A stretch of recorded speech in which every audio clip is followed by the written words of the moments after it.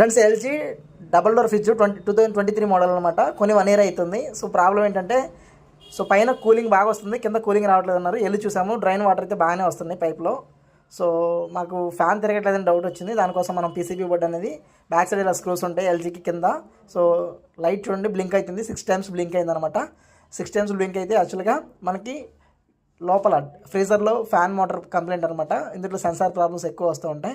Compression మంచిగా run అవుతుంది, ఎవాపరేటర్లో కూడా ఐస్ ఫామ్ అవుతుంది, కండెన్సర్ డిశ్చార్జ్ కూడా మంచిగా హీట్ అవుతుంది, అంటే గ్యాస్ అంతా ఓకే ఉన్నట్టు. సో చూడండి లోపల కార్బన్ వచ్చేసింది. డీసీ ఫ్యాన్ మోటార్ ఇది 12 వోల్ట్ 1 ఆంపియర్ అనమాట.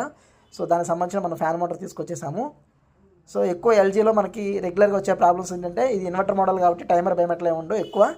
సో పీసీబీ కంప్లైంట్లు, దాంతోపాటు ఈ ఫ్యాన్ కూడా ఎక్కువ కంప్లైంట్ వస్తూ ఉంటాయి మనకి. సో ఫ్యాన్ తీసుకొచ్చి సెట్ చేసాము. హయ్యర్లో ఎల్జీలో సేమ్ మ్యాచ్ అవుతాయి అనమాట ఫ్యాన్లు. So AC fridge washing machine సంబంధించిన ట్రైనింగ్ అనేది సో ప్లేలిస్ట్లో వీడియోస్ ఇచ్చాను. న్యూ బ్యాచ్ అనేది March 1 నుంచి స్టార్ట్ అవుతుంది. వీడియో లైక్ చేయండి,